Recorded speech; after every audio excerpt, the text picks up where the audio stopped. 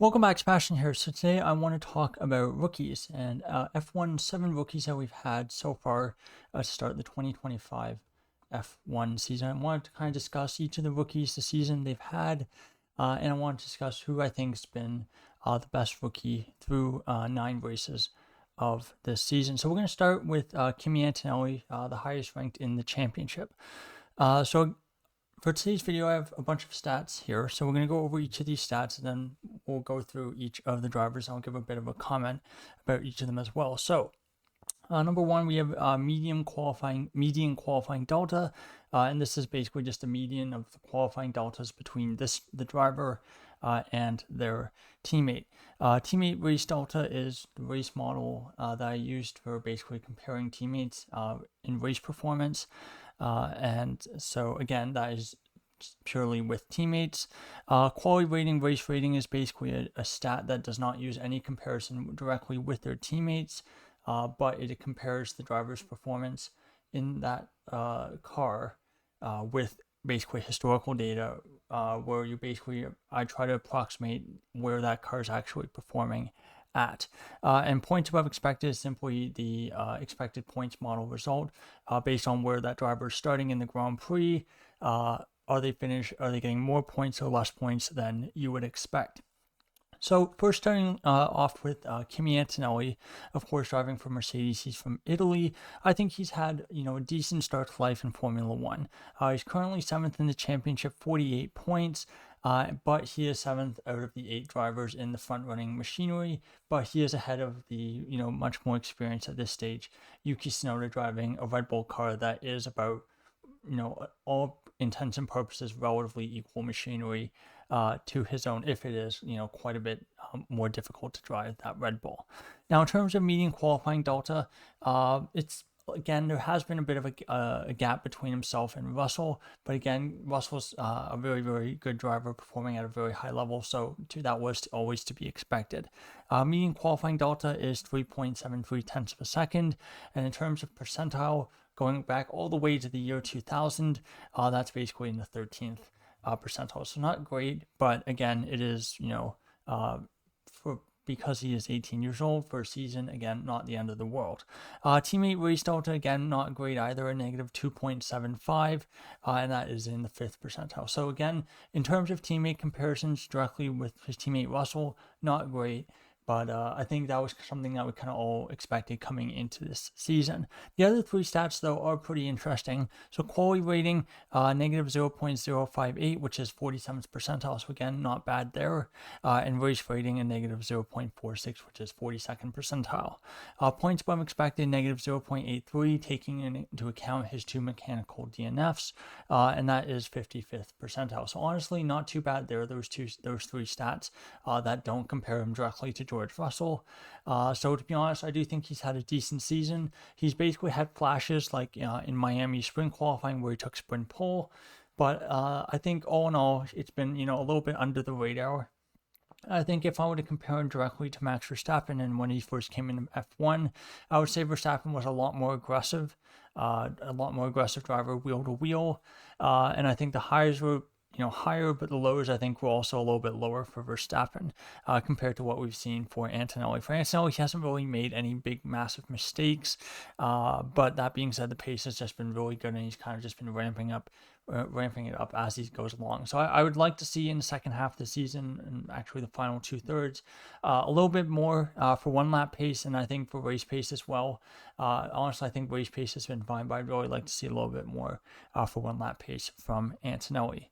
Now, taking a look at our next rookie. So next we're going to be looking at the driver who's 9th in the championship, and that is Isaac Hadjar, driving for Racing Bulls, and of course is from France. Now, the first 2 stats, the 2 teammate ones, are just based on against Liam Lawson. He only had 2 races where he was teammates with Tsunoda.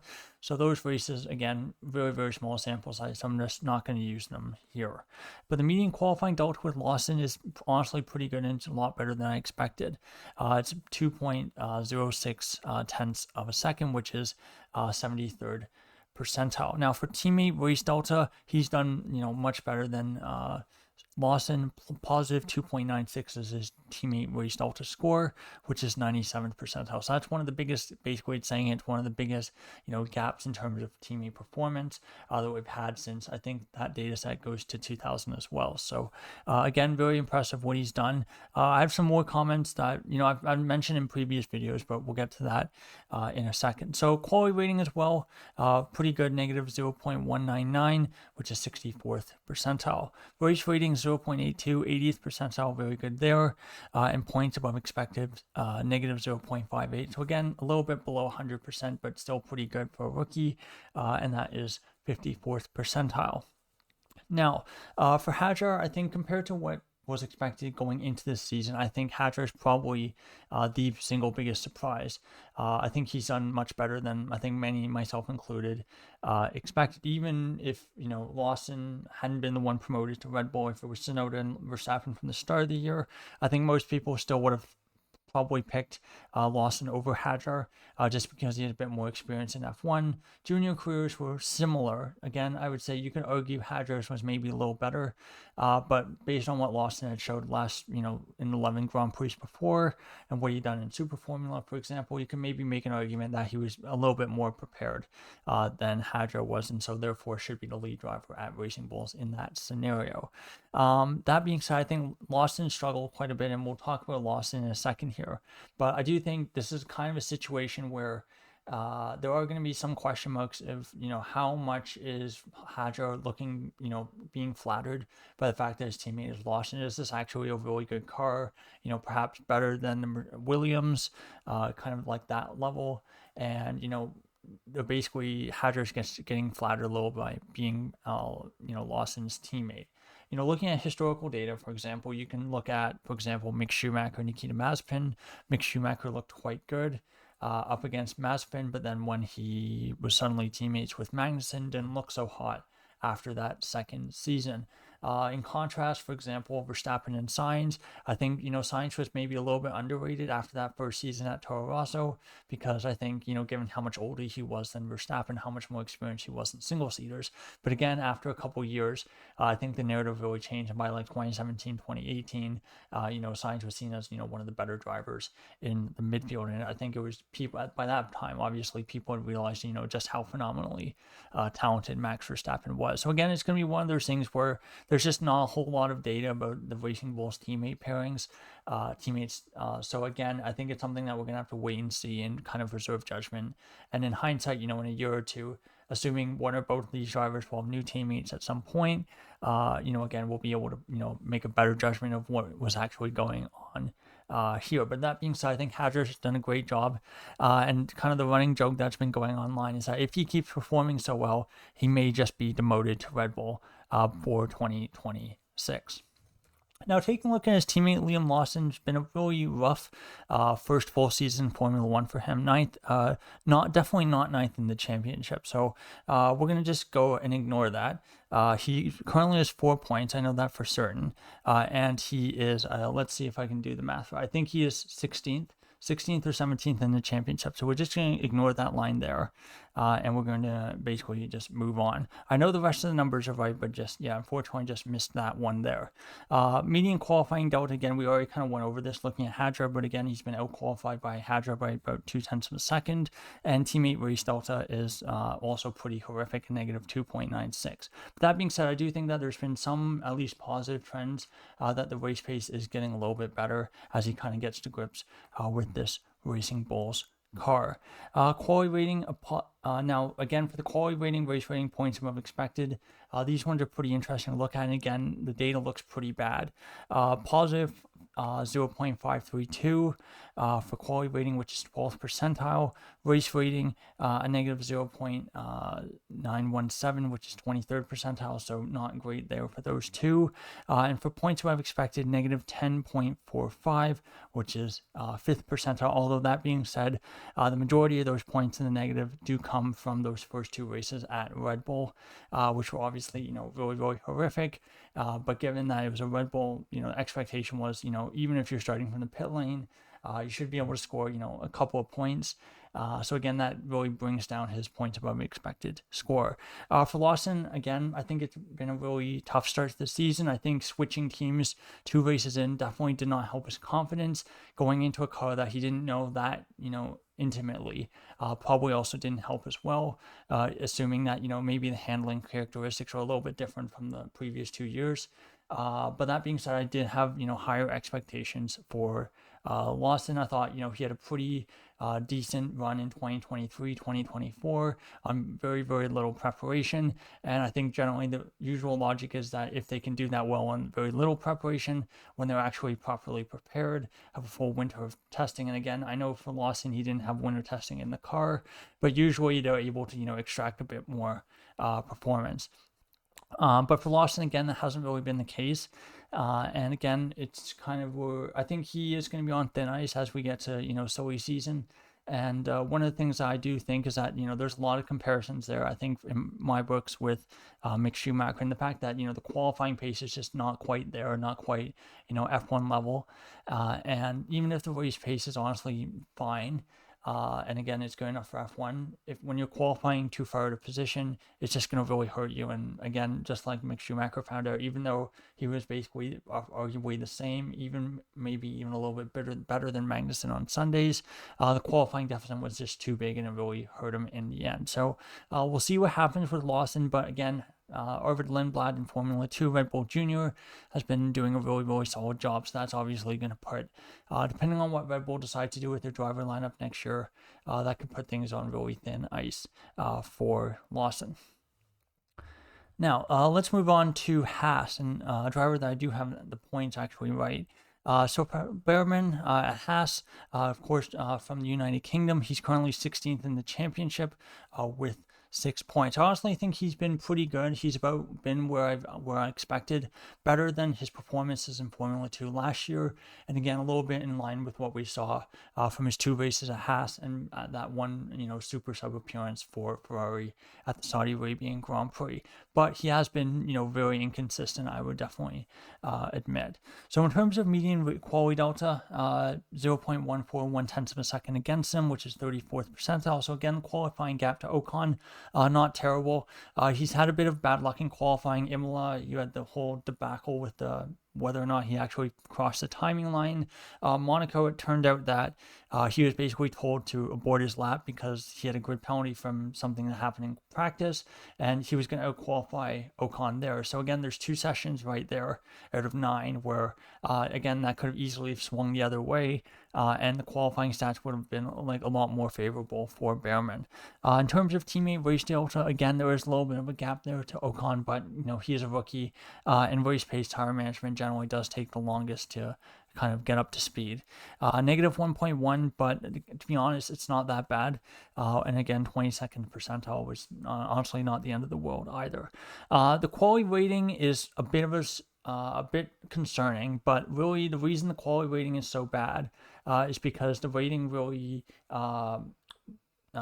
punishes inconsistency in qualifying. So if you have 2 drivers, and even if the qualifying gap between them is very, very small, if they basically are trading sessions where one's out qualifying the other by a second, half a second, and they're basically doing that week after week. So even if the qualifying teammate delta between the 2 of them is very small, because they're constantly these massive gaps between them, it basically the way that the data is analyzed and processed is that it will basically treat that as they're just both really inconsistent. They're both leaving, quite a bit of lap time on the table. And that's kind of what's happening here. So quality rating positive 0.7 in that 7th percentile, so not great.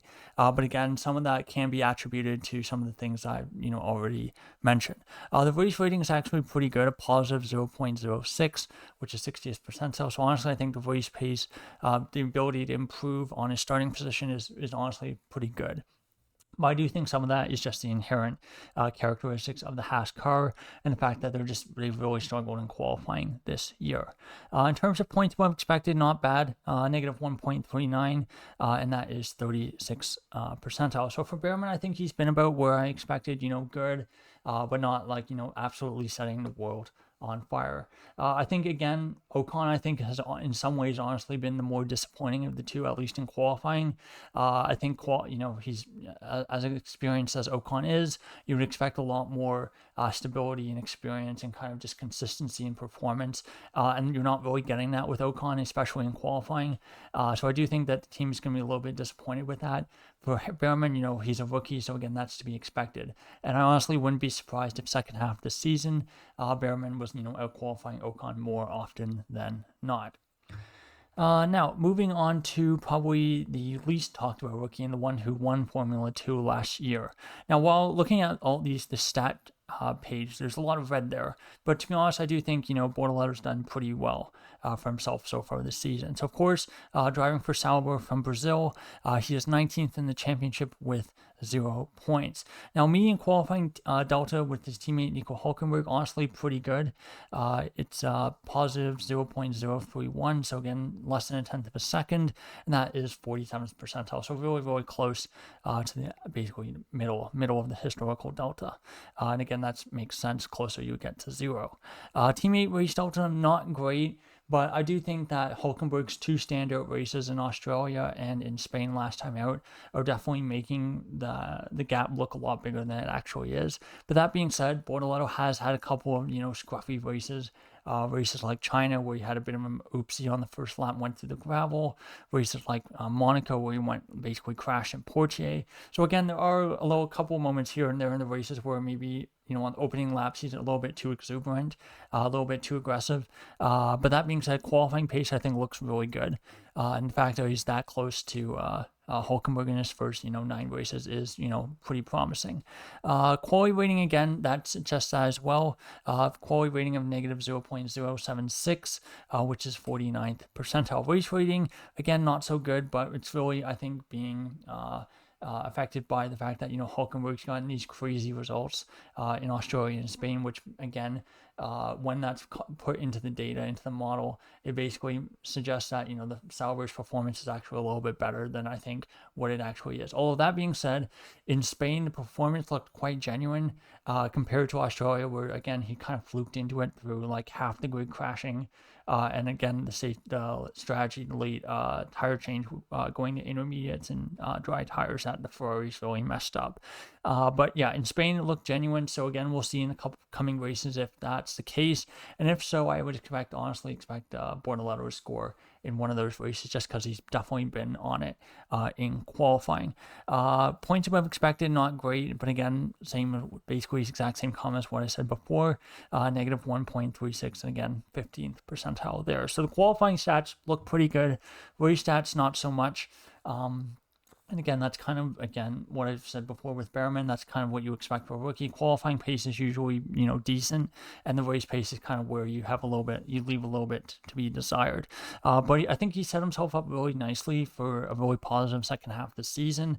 I think given the qualifying gap is where it is right now, I would honestly expect him to out-qualify Hülkenberg over the course of the season if he's able to improve as quickly as he is. In terms of the races, I think if Sauber can be, if they can, have races, once every 2 or 3 races, if they can, actually be a point scoring team, be 5th or 6th best team, then, I think Bortoletto should be able to start scoring some points. And, kind of unlike George Russell for most of 2020, it would be really good for him to get it right away just so he can get the monkey off his back and not kind of do what Russell did and end up, crashing under the safety car when he was in a points paying position. Basically most of the way through 2020. So again, we'll see how it goes. But for Bortoletto, I think he's been pretty good, and obviously he's been held back quite a bit by driving a pretty poor car. So next we're going to go and look at the 2 Alpine rookies. The one that Jack Doohan, of course, being replaced by Colin Pinto. So for Doohan, of course, was driving for Alpine for 6 races. So again, for both Doohan and for Colin Pinto, even more so than the other rookies, where again, sample size of 9 is still pretty small. This is even smaller. So some of these stats you have to look out and take with a bit of a grain of salt. So for Doohan, 20th in the championship right now with 0 points.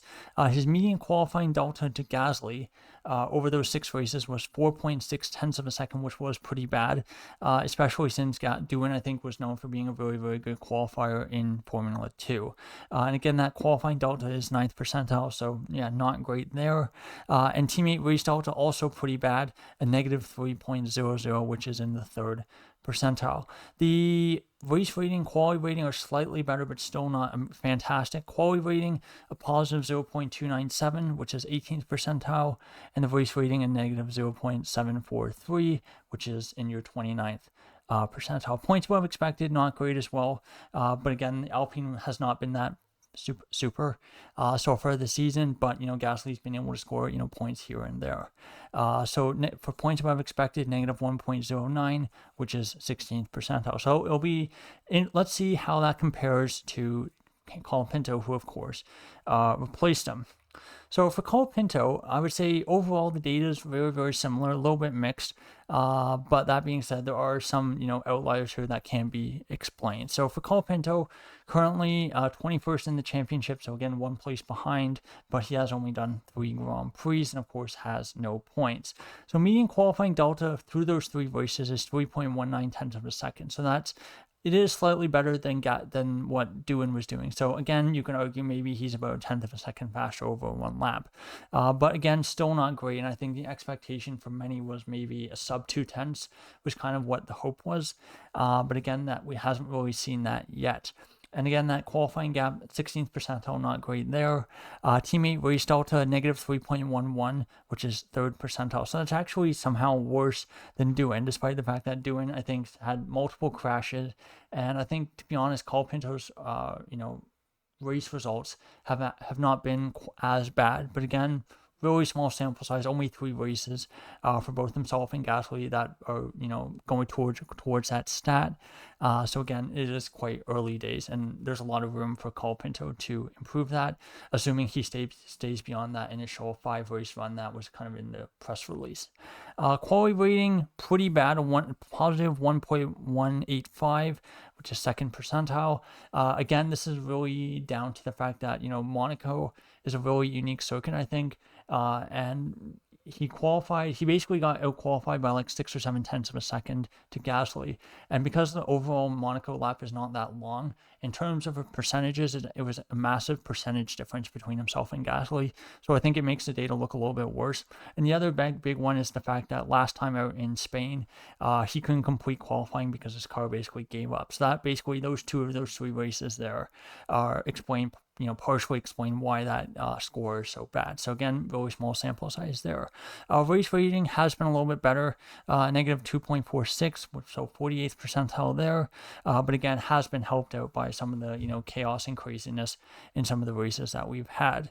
Points above expected. Again, only 3 races in a car that's not great, so it's not that meaningful, but it's negative 0.26, which is 19th percentile. So I'd say overall, I would say they've been about equal, Doohan and Colapinto. You can argue, I think, 1 lap pace, Colapinto's been a little bit better. Race pace, honestly, I think Colapinto's race pace has not been very good these first 3 races, even though he hasn't had like any big crashes outside of the Imola qualifying crash. He's like race pace has been quite slow, although that being said, it was pretty slow for Doohan as well. So again, I would say between the 2 of them, a bit of a wash, but I would say slight edge to Colapinto because I think the 1 lap pace is looks a little bit better than Doohan. So in terms of our 7 rookies so far this season, let's see, that is the final slide. So in terms of our 7 rookies so far, I hope we don't have any more.